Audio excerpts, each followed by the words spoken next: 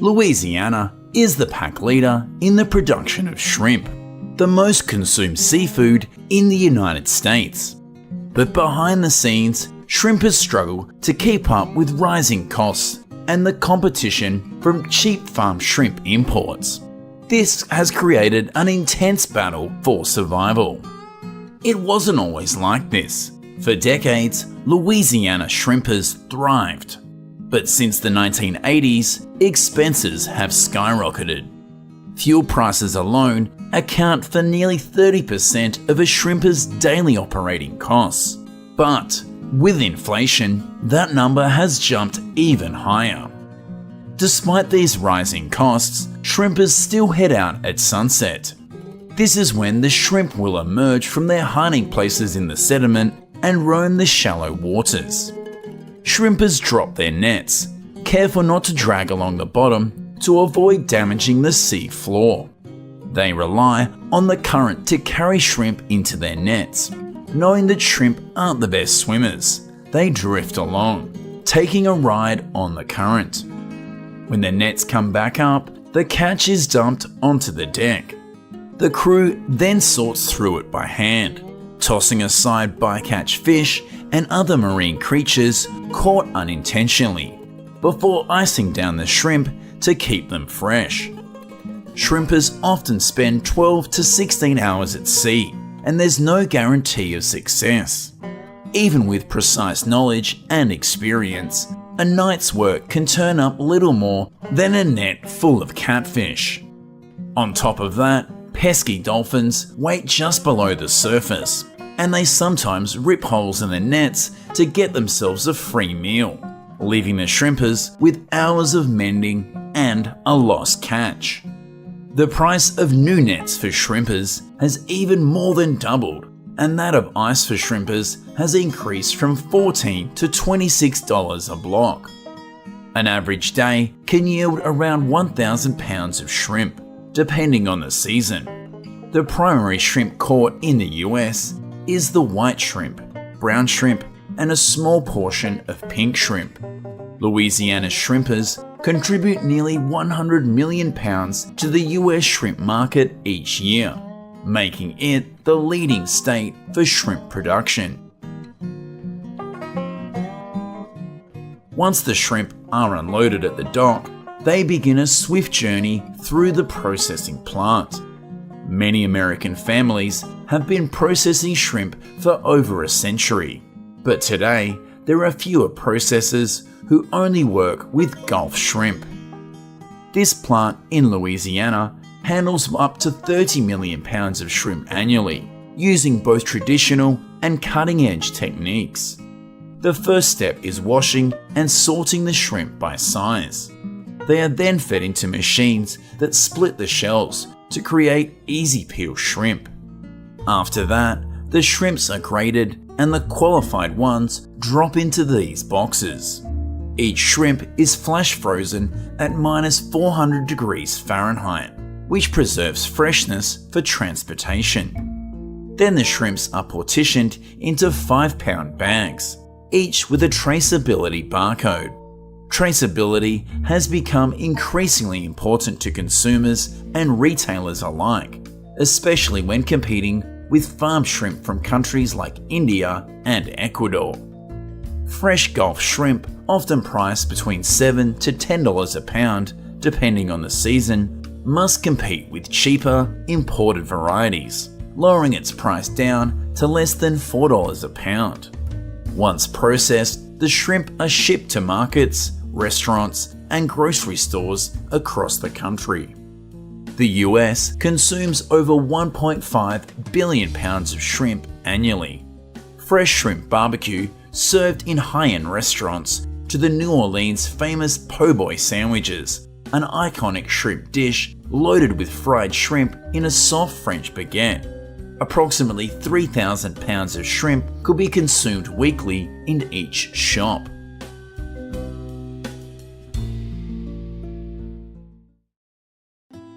Despite its $1.3 billion contribution to the economy, Louisiana's shrimp industry is fighting for survival, as 96% of shrimp docks have closed. At the heart of the issue is competition from farmed shrimp. Countries like India, Thailand, and Indonesia now dominate the global market, producing shrimp at a fraction of the cost due to lower labour costs and government subsidies. The shrimp is often farmed and raised in overcrowded pens that pollute coastal waters. In India, shrimp farms have contributed to the destruction of mangroves, ecosystems that are vital to protecting coastlines and supporting marine life. Without proper oversight, antibiotics are used in these farms, contributing to the rise of superbugs, bacteria resistant to antibiotics, and they've already killed nearly 1.3 million people around the world annually. Shrimp farming in some countries has been linked to forced labour and dangerous working conditions.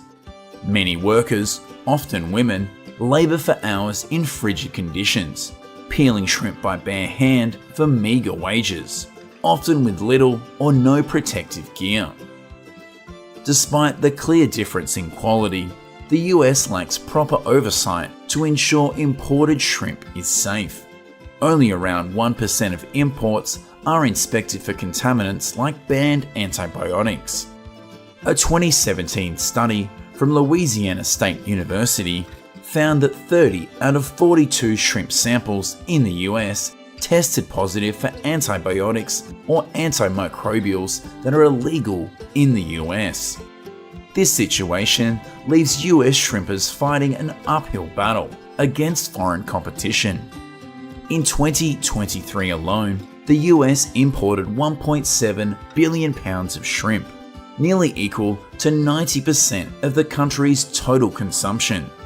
These imports, while 30% cheaper, are putting immense pressure on domestic shrimpers. They now have to compete with shrimp farms that can produce year-round, unlike wild shrimpers who are restricted by seasons and quotas. At its peak in the 1990s, Louisiana's shrimp industry supported 22,000 jobs.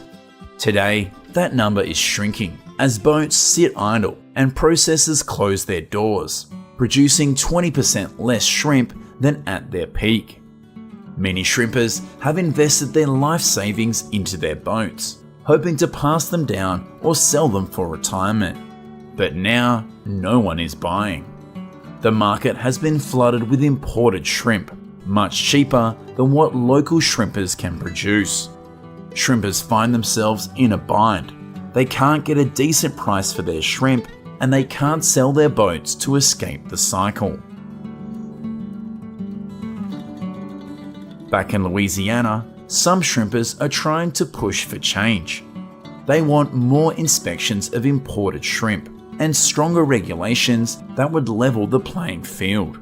They're also advocating for labelling laws that would require restaurants and grocery stores to clearly indicate where their shrimp comes from.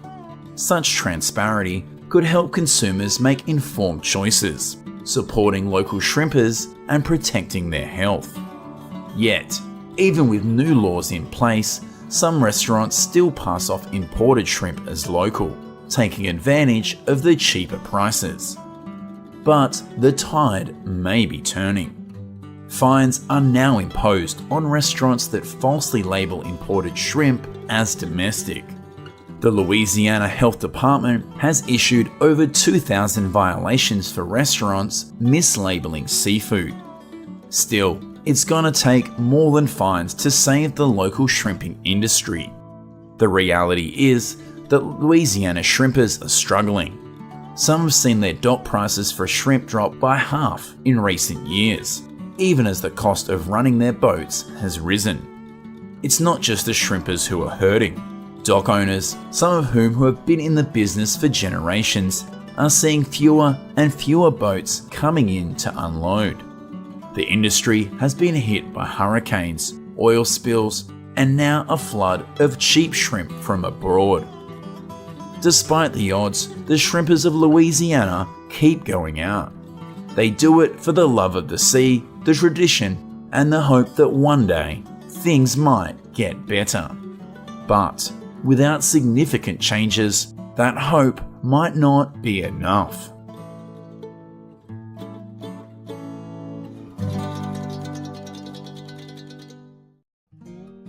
Hidden deep under the ice and snow of the cold seas is the habitat of many rare seafood species. Brave fishermen every day navigate their boats through thick layers of ice in order to catch fish. In today's video, we will explore challenging journeys and interesting stories about seafood fishing in icy seas. Cod fishing is one of the oldest traditional fisheries. The waters off Block Island are great for cod fishing in the winter. This is because they hold a lot of bait and have extremely well-structured terrain. Fishing is typically done at depths of 90 to 130 feet. Regardless of the means of fishermen use, commercial fishing in winter is one of the most dangerous jobs. This is because boats are susceptible to freezing in harsh winter weather. Significant ice accumulation ranges from 1/4 of an inch to an inch per hour. Fishermen must slow down and change directions in order to reduce ice buildup. They also must remove ice while moving, and this can also reduce risk. When fishing in tropical waters, fishermen do not expose cod to direct sunlight. They are stored in the coolest place immediately after catching. Cooling helps to slow down spoilage and also prevents the blood from coagulating too quickly and reducing the quality of the meat. However, when fishing in cold waters, fishermen do not have to worry about environmental temperature affecting the quality of cod. After bringing the fish onto the boat, the fishermen start cutting off the heads and gutting the cod as soon as possible. This not only ensures a continuous supply to the freezer, but also reduces the rate of cod spoilage. Liver is also discarded by the fishermen. This is because it contains very perishable fats that can go rancid even at low temperatures. After being gutted, the cod are placed in a cold water tank where they are given a final rinse. The cod is rapidly frozen and stored at low temperatures on board. Therefore, there is no limit on fishing time. This increases the time spent in the fishing grounds and improves the economics of fishing. It also allows the fish to be distributed to a wider market and remain in top condition. Fishermen not only fish on cold seas, they also fish on ice. Traditionally, ice fishing involves drilling a hole, hanging bait, and hoping active fish will follow the line. But how do fishermen know the range of fish behind the thick layer of ice? Although electronics have been refined and optimized for ice hunting, there is still the challenge of determining where and when the fish are approaching the bait. Thanks to live scan sonar, a chart plotter combined with the live system helps fishermen easily locate fish and see them swimming below in real time. This means fishermen will spend less time drilling through ice and more time catching fish. Yellow perch anglers often drill ice 4 to 5 centimeters in diameter because the fish are light in weight. Anglers of larger fish, such as salmon, often use an ice auger that will create a larger hole, making it easier to pull large-scale fish out of the ice hole. For ice fishermen, punching holes or drilling by hand is quite strenuous. Instead, fishermen can choose an expensive electric drill that will provide maximum speed and convenience. When choosing this method, fishermen must consider weight and portability because the drill may be limited in some waters. Most fish will be found near the bottom, so it's important to probe the ice hole to know how deep to set your bait. Depending on the swimming tendency of each fish species, fishermen have a suitable way to place bait near the bottom or just below the ice. Besides this, fishermen need to keep their bait fresh, because a live fish is always more attractive than a dead one. They will always be careful and check the ice hole at least every 30 minutes. This will ensure that the ice holes are not frozen and are in good working order. Carrying equipment to fishing locations is also a difficult problem. Fishermen must use snowmobiles specifically designed for moving on ice. The canopy blocks the wind, making ice fishing more comfortable. There are many types of ice fishing shelters, from simple windbreaks to mobile homes. To fish safely, fishermen must constantly check the thickness of the ice when moving away from shore, and wear a buoyancy jacket. They never venture out on the ice alone, and always carry a length of rope. They also avoid areas that can absorb heat from the sun and weaken the ice.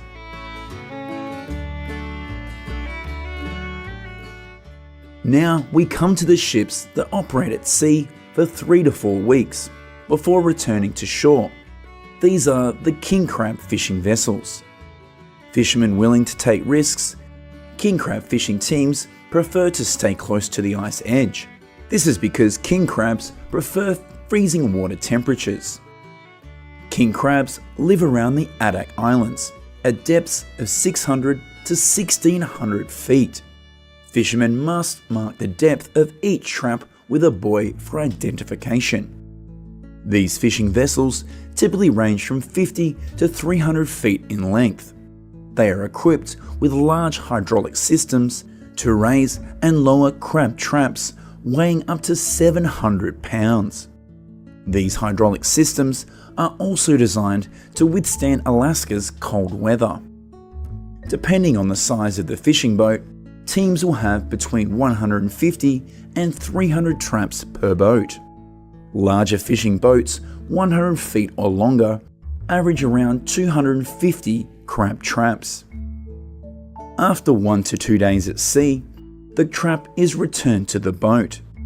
In addition to the hydraulic system, fishermen must also assist in this process. Crab traps are uploaded onto the general classification area, where sailors identify king crabs according to the regulations. Fishermen must meet a number of legal requirements surrounding king crab size and fishing seasons. Only male king crabs can be kept and quotas are strictly enforced. The box-shaped trap is made from a steel frame and covered with steel mesh to increase the quality from each catch. However, in freezing weather, the ship, equipment and crab traps all freeze. Fishermen must constantly break the layers of the ice on the sides of boats and fishing tools. This will help them to stay safe during fishing. In addition, the Fisheries Commission also encourages vessels to limit crab traps in icy conditions, as this reduces the surface area that can accumulate ice. The average quota per boat is 124,000 pounds, with a total revenue of approximately $868,000 US. The payment to each fisherman working on the trip was approximately $43,400 USD. In general, this is a profession that brings high income but also brings many dangers. According to statistics from the Department of Labor, Alaska king crab fishing is the profession with the highest death rate. Main causes of death include hypothermia or drowning. Crew members were also seriously injured or killed by the heavy equipment used to catch king crab or the dangers of ice accumulating on the boat. The North Atlantic and Arctic are home to some of the world's best seafood, among them cold water shrimp. The cold environments in the northern regions creates perfect living conditions for this wild shrimp. Cold water shrimp populations stretch from Canada in the west to the Barents Sea in the east. Cold water shrimp grow extremely slowly, so the shrimp have firmness, bright pink colour, and a pleasant, sweet flavour. Marine shrimp fishing takes place in remote areas during harsh weather conditions that require sturdy ships to be able to cope with the challenge. About 2 to 4 hours after pulling the net, the shrimp are released into the hold, where a conveyor belt leads them to a buffer tank below deck. After being classified, shrimp that meet the standards will be cooked or stored at -21 degrees Celsius in the ship's hold. Once back on land, the ships will take their catch to processing plants. Here, fresh frozen shrimp are gently thawed and distributed to the market. Cooked shrimp are peeled, packaged, and shipped to customers around the world.